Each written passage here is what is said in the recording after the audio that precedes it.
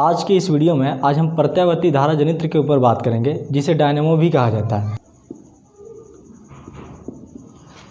आप लोग प्रत्यावर्ती धारा जनित्र को देखे होंगे जो है कि जो घरों के बाहर होते हैं उसको हम क्या करते हैं, उसको इस तरीके से हम लोग चलाते हैं, घूर्णन गतिज ऊर्जा देते हैं, इस तरीके से घुमाते हैं तो उसकी ऊर्जा ये गति आती है, और घुमा रहे हैं तो आपकी घूर्णन ऊर्जा जो है। तो घूर्णन गतिज ऊर्जा से हमारे घरों में जो पंखे होते हैं, बल्ब होते हैं, ट्यूबलाइट होती है, वो चालू हो जाती है। यानी कि हम उसको घूर्णन गतिज ऊर्जा से वो किस में कन्वर्ट कर देता है, विद्युत ऊर्जा में कन्वर्ट कर देता है। तो यानी कि जो प्रत्यावर्ती धारा जनित्र होता है वो या गतिज ऊर्जा क्या कहते हैं, यांत्रिक ऊर्जा कहते हैं। तो वो यांत्रिक ऊर्जा को विद्युत ऊर्जा में बदलता है। कौन? प्रत्यावर्ती धारा जनित्र। प्रत्यावर्ती धारा जनित्र यांत्रिक ऊर्जा को विद्युत ऊर्जा में क्या करता है, रूपांतरित करता है, जो है विद्युत ऊर्जा में बदलता है। ठीक, आप ऐसे भी लिख सकते हैं कि वह युक्ति जो यांत्रिक ऊर्जा को विद्युत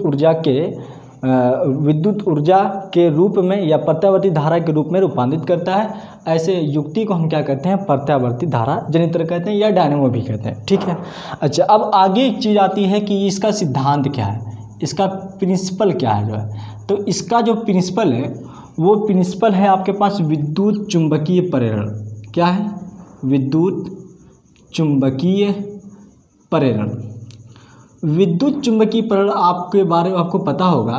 तो विद्युत चुंबकीय प्रेरण ये कहता है कि यदि कोई अगर बंद परिपथ है, ठीक है, इस बंद परिपथ को एक ऐसे चुंबकीय क्षेत्र में रख दीजिए, एक ऐसे चुंबकीय क्षेत्र में रख दीजिए जहाँ पर चुंबकीय क्षेत्र लगातार बदल रहा है, चुंबकीय क्षेत्र लगातार परिवर्तित हो रहा है, लगातार बदल रहा है। तो चुंबकीय क्षेत्र के परिवर्तन होने से इसमें जितनी रेखाएं जाएंगी वो रेखाएं क्या कहलाएंगी, फ्लक्स कहलाएगा। इसके अंदर से जितनी रेखाएं गुजरेंगी वो उसका फ्लक्स।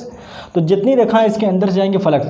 और जब रेखाएं परिवर्तन होगी तो मतलब क्या, अगर चुंबकीय क्षेत्र परिवर्तन होगा, चुंबकीय क्षेत्र अगर परिवर्तन होगा, चुंबकीय क्षेत्र के परिवर्तन से, चुंबकीय क्षेत्र के परिवर्तन से क्या होगा कि यहाँ पर फ्लक्स में परिवर्तन आएगा।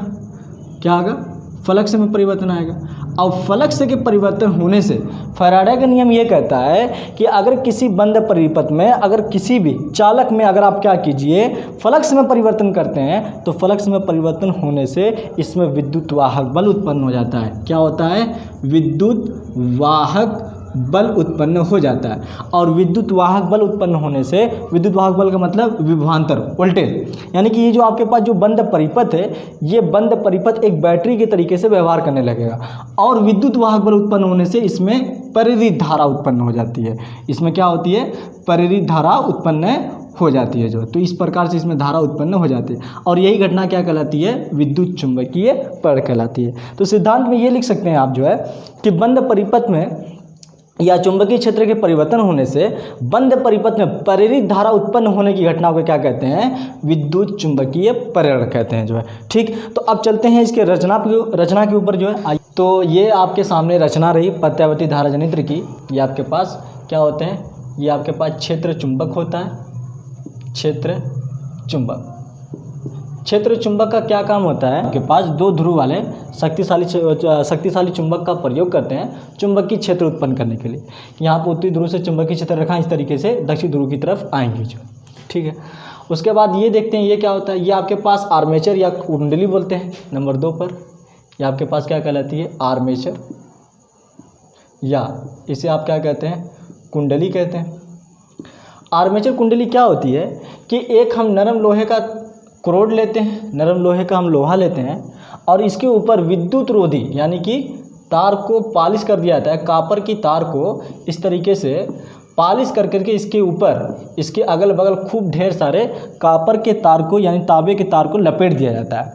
तो आर्मेचर कुंडली क्या होती है कि नरम लोहे की क्रोड या नरम लोहे पर जो है कि विद्युत रोधी तांबे के तार को क्या किया जाता है? आयताकार इस तरीके से बना करके ABCD एक कुंडली बनाई जाती है, जिसे क्या कहते हैं हम? आर्मेचर कहा जाता है। ठीक। अच्छा, अब अगली चीज़ क्या होती है कि ये क्या है? तब ये आपके पास ये जो चीज़ दिख रही है ये आपके पास है सर्पी विलय। क्या है ये आपके पास? नंबर 3 पर ये आपके पास है सर्पी वलय। इसका क्या काम है? इंग्लिश में स्लिप-रिंग कहते हैं। ये सर्पी वलय कापर के छल्ले की बनी होती है, यानी तांबे के छल्ले की बनी होती है, तांबे का वलय होता है जो है। और इसका क्या काम होता है कि ये जो आपके पास ये तांबे के जो छल्ला है, ये जो वलय है, ये आर्मेचर और कार्बन ब्रश के बीच में संपर्क बनाए रखता है।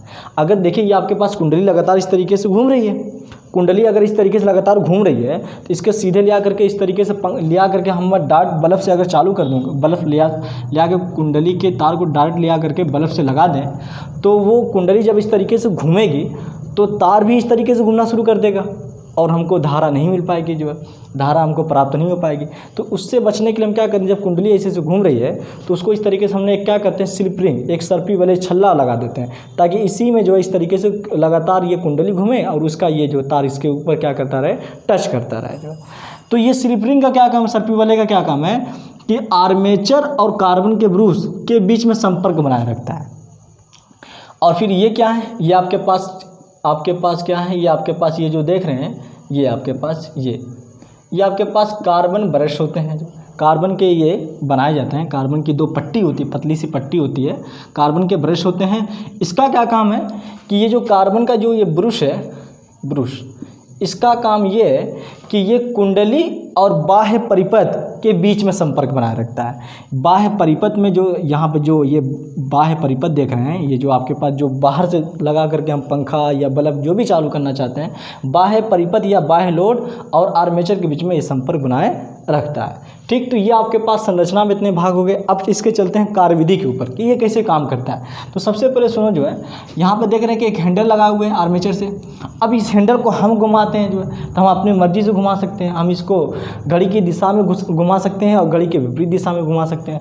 मान लीजिए हमने घड़ी की विपरीत दिशा में घुमाया, ये अंदर जा रहा है, ये ऊपर की तरफ, ये बाहर आ रहा है, ये अंदर की तरफ आ रहा है, जो है तो ये जब अंदर जाएगा और ये बाहर आएगा, जो है तो इस तरीके से ये कुंडली ये रखी हुई है, चुंबकीय क्षेत्र रेखा यहाँ पे जा रही है, जो है ठीक। तो इस तरीके से जब ये घूमेगा तो चुंबकीय क्षेत्र रेखाएं इस तरीके से बदलेंगी, जो है जब इस तरीके से रहेंगे तो सारी रेखाएं इससे ऊपर चली जाएंगी, जो है और जब कुंडली ऐसे होगी तो सारी रेखाएं इसके अंदर से पास करने लगेंगी, जो है ठीक। फिर कुंडली ऐसे घूमेगी तो फिर सारी रेखाएं नहीं जाएंगी, जो है तो फ्लक्स में लगातार परिवर्तन होगा। अब फ्लक्स के परिवर्तन से होने से क्या होगा, इसमें विद्युत वाहक बल उत्पन्न होगा।